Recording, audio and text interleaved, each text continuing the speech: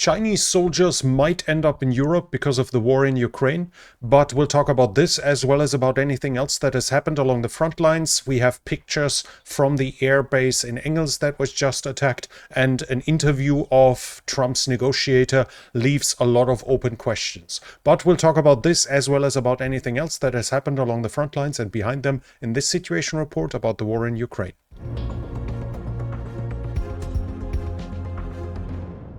Surfshark VPN is sponsoring this channel for this month. If you want to bypass geo-blocking or hide your internet activity all with a convenient app, then use Surfshark VPN for just $2.09 a month by using my link. You get 4 months extra as well. Thank you, Surfshark, for sponsoring this channel.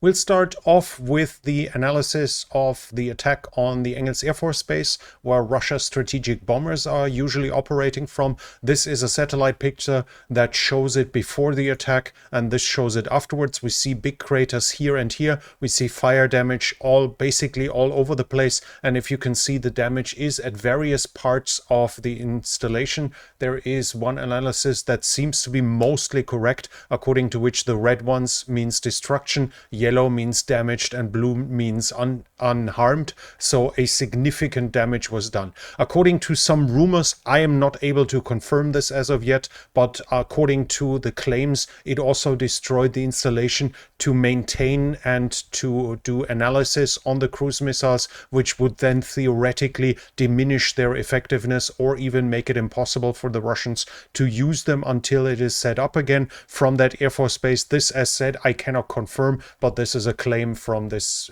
position here. Then we have another number of satellite pictures.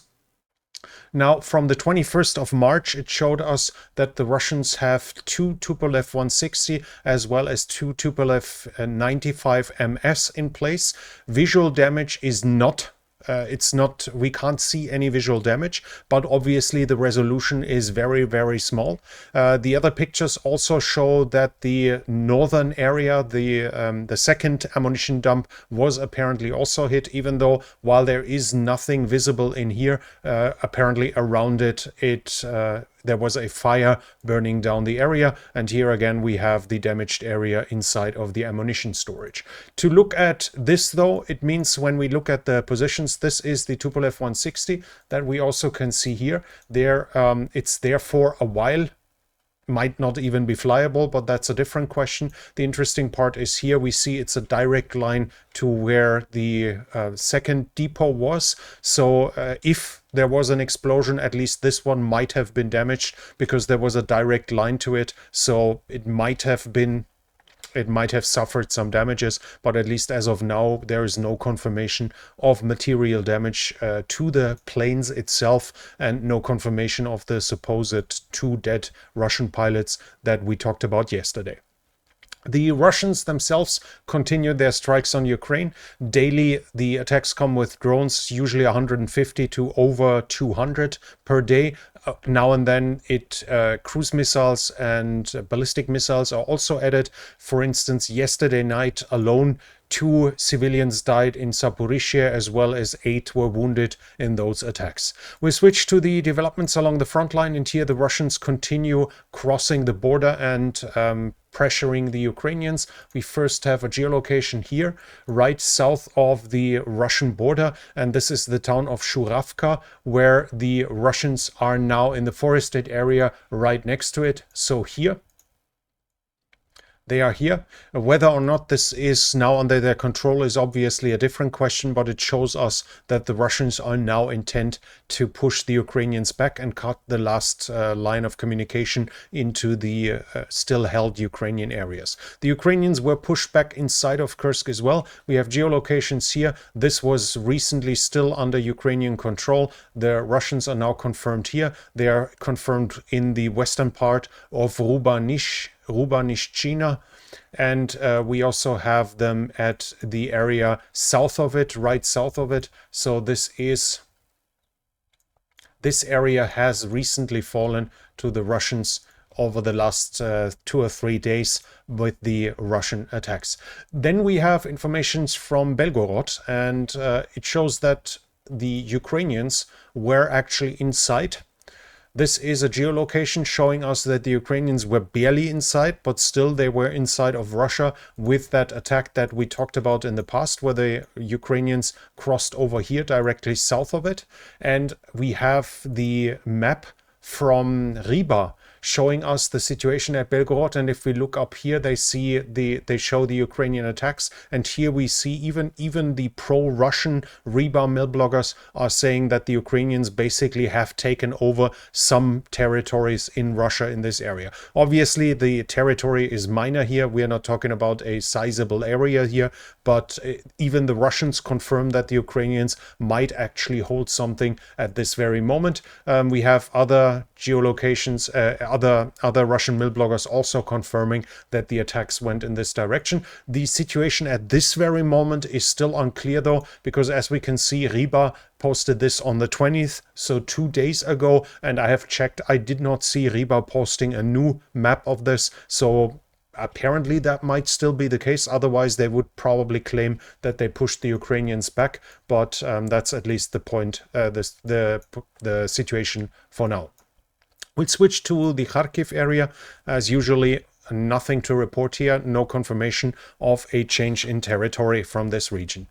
We switch to the Eastern Front, and there I only have one thing to report. The Russians managed to advance further at Ivanivka. They roughly captured this area here over the past few days, northwest of Terny, where they have crossed the Sherebets a while ago, and now they're expanding their foothold in this area.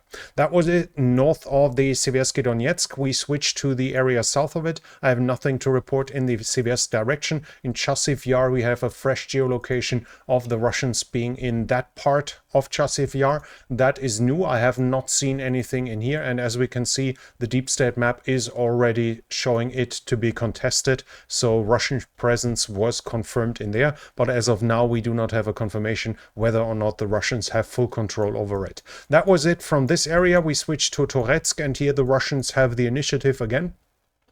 We have the Russians north in the mine, the northernmost part in the mine we've seen them so far in this war, so they seem to be pushing the Ukrainians back, and we have something from the city itself, and here we see the Russians in these buildings. They were recently occupied by the Ukrainians, so it seems they either have already been successful pushing the Ukrainians out, or they are currently in the process, might have just taken the northern building there, I'm not sure, but it shows us that the Russians are back in have the initiative again and take back territory that the Ukrainians recently liberated from them. We also have them here west of it, so we see the Russians are still operating inside of Toretsk, and that was more or less here, and roughly at this point showing us the Russians are still advancing inside of Toretsk. That was it from this area. We switch to Pokrovsk, and here we have the Russians in the south of Tarasivka. We have a geolocation of this. This shows us here directly at the south here. So the Russians are at this point in this fresh geolocation. West of it, though, we have interesting information from Shevchenko. We have again pro-Russian Riba showing us that according to them, as we can see here, Shevchenko was liberated by the Ukrainians. They show Ukrainian attacks are the blue ones, red are the Russian ones. This shows it, but again, this is from March 19th, and since then, this is March 20th. We have the Russians in the north of Shevchenko, and from the 21st, geolocation. From when the video is always a different question, but the geolocation here shows the Russians in the east of Shevchenko, so Shevchenko has probably fallen back to the Russians, at least as of now. That's it from the Pokrovsk area. We go in the Ravkurachove area, and here we have the Russians advancing as well south of the town of Zaporizhzhia. Here we see them having reached this point on the geolocation, and this is more or less at this point here, so a minor advance in this direction. That was it from Kurachove. We go to the Velika Novosilka area. We have a geolocation here as well. There the Russians have reached the town of Novosilka. And this is here, and as you can see here, it still shows as contested, whereas in this we have the geolocation right in the center of the town. So Russian presence is now here. Novosilka is now being fought over over those past few days. That was it from this area. We switched to the Zaporizhzhia area, where the Russians have recently started an offensive.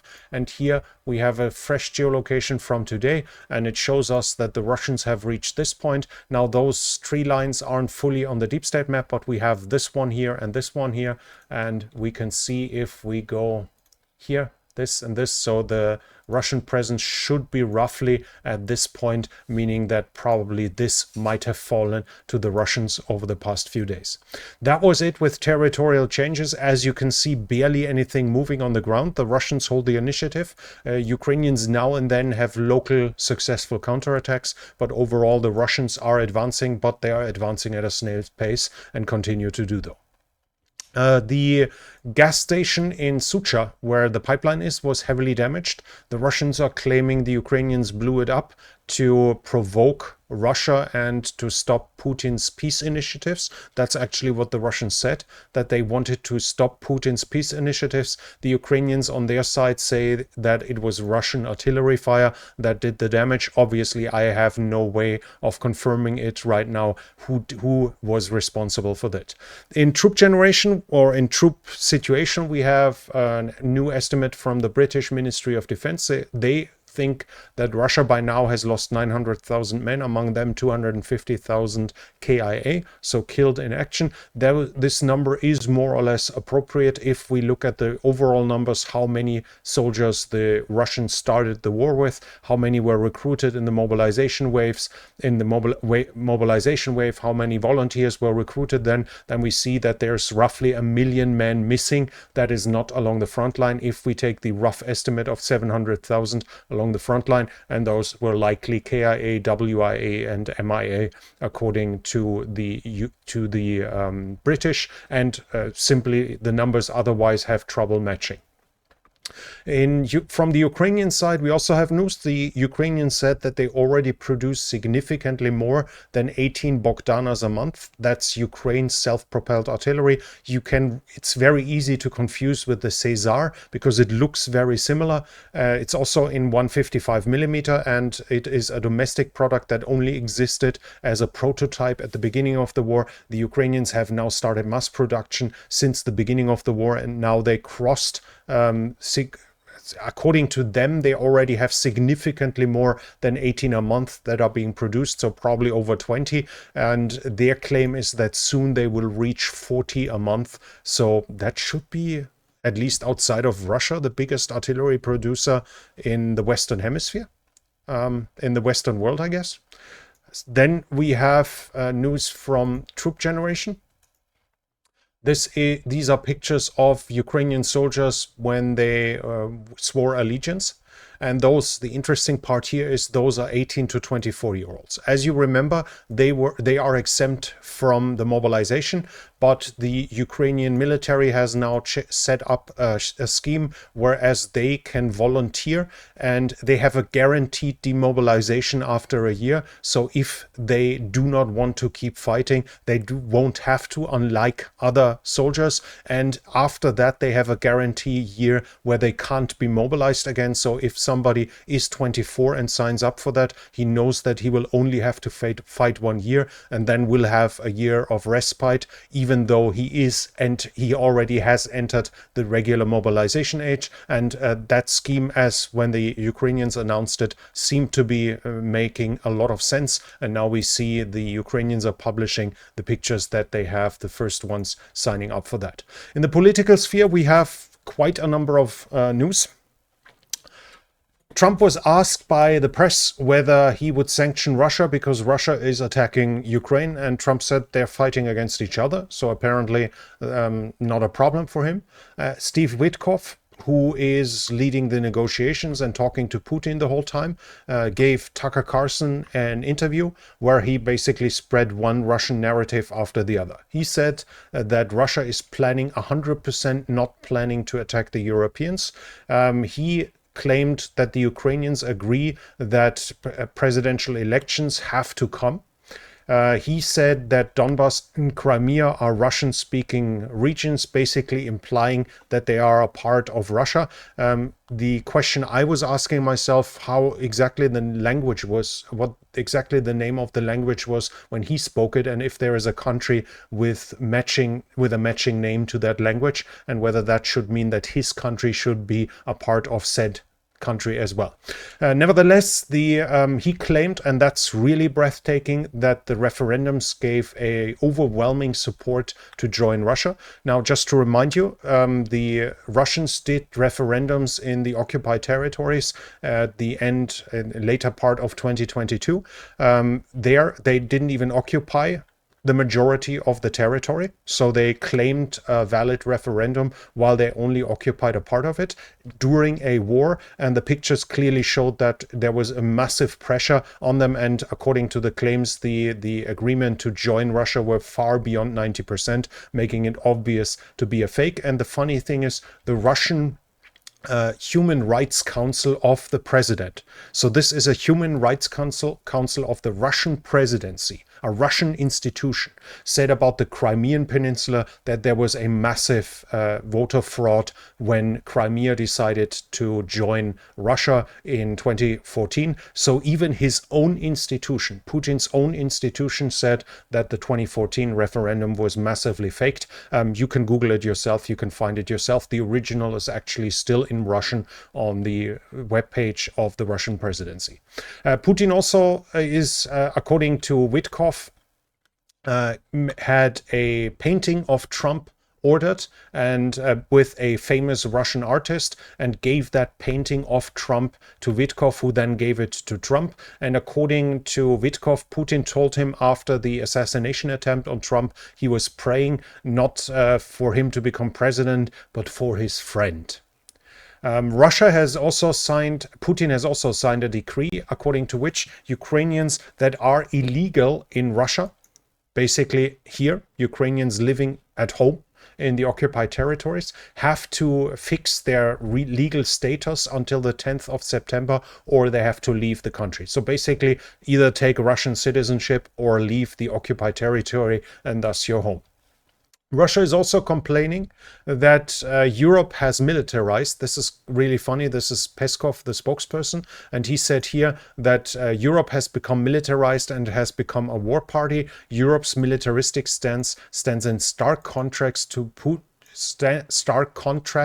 Putin and Trump's commitment to the peace process. So the fact that Europe is afraid of Russia and is rearming itself is now a problem for the Russians. Yeah, I don't think that needs any more comment either. Trump has apparently also when he talked to Zelensky in the recent phone call, he offered to invest in Ukrainian nuclear power plants. He believes that if they are owned by US companies, that would protect them. The US obviously had a lot of investments in Ukraine before as well, which didn't help it either. China, and that's the interesting news, China addressed Europe, according to the reports in Brussels, so I guess the European Union, whether Chinese peacekeepers should come to Ukraine. This is coming after Macron has rolled back his previous offer and is now talking about UN troops to serve as peacekeepers, no longer the French themselves being that, or under the French flag being this. So it might lead to a Russian ally coming to Ukraine to be a peacekeeper here. International support for Ukraine is continuing though. The 3 additional billion from Germany that I mentioned in the last situation report are going to be spent on additional fire units for the IRIS-T SLM air defense system, for additional MIM-104 Patriot ammunition, for MRAPs, drones, and a lot more. Roughly 50% of this will still be delivered this year. And now an additional 8.252 billion have been confirmed. They will include main battle tanks, IFVs, self-propelled artillery, and will be delivered between 2026 and 2029.